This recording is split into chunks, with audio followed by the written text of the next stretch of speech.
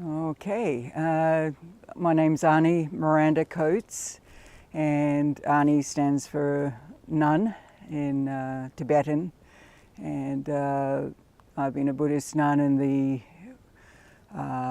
Tibetan tradition, and our lineage is called Palyul, and I have been a nun for 15 years and moved from Australia to America about 11 years or so ago, specifically to assist with the building of the stupa behind us here. And this is considered to be an enlightenment stupa, and specifically for us, the Amitabha stupa. And Amitabha refers to the Buddha of infinite light, who is the Buddha that we make prayers to at the time of our passing or dying, and that we could be reborn in Dewa Chen, which is the pure land of the Buddha Amitabha. Well, they say anybody that really calls with devotion at the time of passing to Amitabha will be reborn in Dewa Chen. And my understanding of what that really means is that at the time of passing, if you have great devotion, that your mind is in line with enlightened mind. So it's not like a place to go to. It's not like you catch a bus there or anything after dying, but the mind just naturally goes to like a child to a mother. And one's consciousness then awakens to that state. And Dewa Chen is in reference to the enlightened awareness that is our true nature, and that one then experiences that and has a full awakening at that time. And for us, we make prayers that we'll be reborn in Dewa Chen, and so that we can return again to be able to benefit sentient beings until all suffering ends. And that's a heart prayer for all of us, all the time. Oh, that's a very deep question. You probably need a teacher to answer that one profoundly. What we talk about is that when one dies, when the consciousness passes from the body, that really all you're taking with you is the habits of your mind, which is then when you take form again, whatever form that may be, whether that's human or animal or whatever form, then you take with you the habits of your mind. So for us, of course, that's important that we train now before we do pass to really practice and form very positive thoughts, actions. There's a few different types of Buddhism, and there's different ways in which people practice. We call it practice. So, meditation obviously is one of those forms that is right across the different spectrums of Buddhism. And that allows us to eventually, with a great deal of practice, have a taste of our true nature, what we call our Buddha nature or enlightened mind. And that is one way, but there are many other ways that one can practice. And for us, within Vajrayana or Tibetan Buddhism, we do a lot of mantra recitation and different prayers and practices that help to, we refer to it as purifying our karma, our previous actions. And with that, what happens is that our habitual tendencies, our afflictive emotions and disturbing thoughts are pacified. And true enlightenment or awareness can only be experienced when we let go of all concepts and all thoughts. It's like a very deep river, and you have to dive very deeply to find that place of stillness. Okay, yeah, well, generally what's understood is that the first 3 days we often faint, the consciousness faints, it's not really conscious. And but then as it comes to and realizes that, we've left our body and and then there's different experiences that arise. And at this stage, it's important that we have a strong wish arise in our mind to be a benefit to others, and that will create very positive causes and imprints to have what we call a very precious human rebirth, that will give us good circumstance where we can be a benefit to others. And then the consciousness is propelled into a body during the sexual act. We have very strong desire to have a body, so it's that desire that will propel us into our next rebirth. And so it's important to have some training of the mind and some intention and motivation to be a benefit. So for just even an ordinary practitioner, that's the key thing to keep in one's mind as you're passing, is to be a benefit. Well, you know, within the Buddhist teachings, there are 6 different realms within what we call cyclic existence or samsara. And they are equated to the different strength of emotions and thought habits that we have.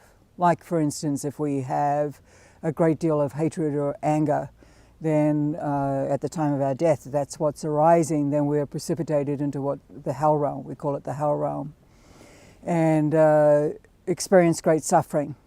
Now, this isn't something imposed from an external God, though. This is just literally, it's an experience that arises due to the inflammation of our mind.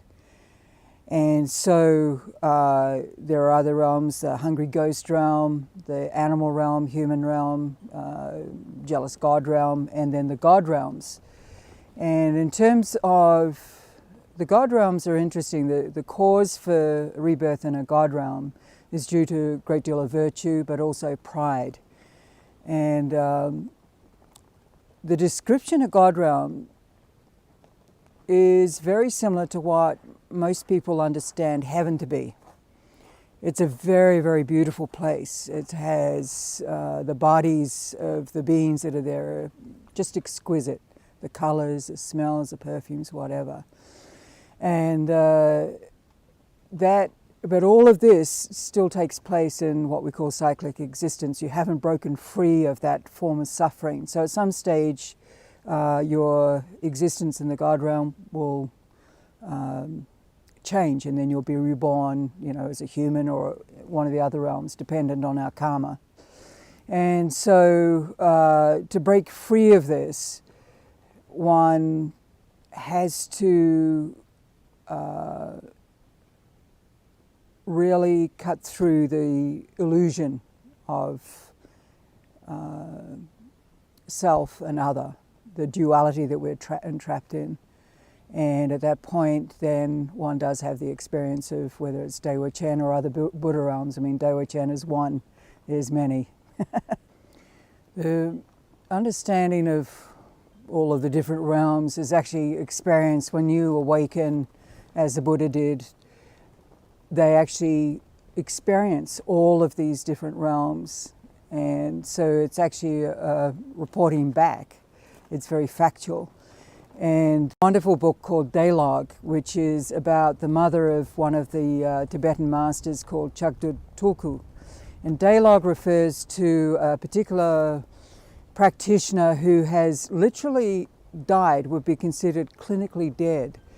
And what happens is that they actually leave their body, and she did for 7 days, and went to these different realms and experienced them vastly in great detail, and then came back into her body and woke up and then was able to tell these stories. So that is one book that really is accessible to us to read and really understand what they're talking about.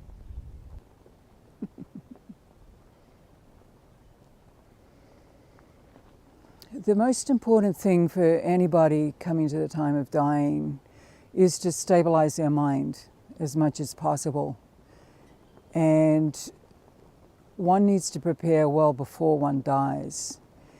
I'm actually working with somebody right now who's in the process of dying, And she thought she wanted a Buddhist death, but when it came down to finding out what she had to do, she realized it was too much. And when you come to the dying process, your body's starting to dissolve already. The mind is starting to dissolve. And the habits of one's mind become stronger, actually. It becomes more evident what really is happening in one's mind at this time. So it's a very difficult time to practice. So what I would always encourage anybody to do is to, if you do nothing else, just to meditate. Just simply doing breath meditation is so powerful. Just following the breath, letting the thoughts go, and coming to a place of peace. And this is very, very key, to have a very stable mind, to have as open a heart as possible at the time of death, to have people around you that are very loving, not holding you back from your moving on. That's very important as well. And one of the key things that we also teach is at the time of death that the consciousness will have the best result if it leaves from the top of the head. Not the fontanelle, but actually at the back there's a little indentation. And we literally knock on the top of the head as the person is actually dying to bring the awareness to leave from that place, so that there is a very auspicious rebirth due to that. So those are the, I guess, the three things that I would really encourage people to pursue. I really don't have a clue. I mean, you hear some descriptions and things like that. I believe that one is taught in those places. That's what I have heard from the teachers. I mean, I personally haven't experienced anything yet, so I don't know. But I believe it to be obviously a place of great peace and serenity, that it's such a different experience to what we're experiencing in the body right now. And that great clarity, great light, great wisdom, those qualities. In many ways, I don't have any great expectation. My key focus in this life is to make prayers that I can return to, end suffering, and whether I go to Daewoo Chen or the hell realms really doesn't matter afterwards.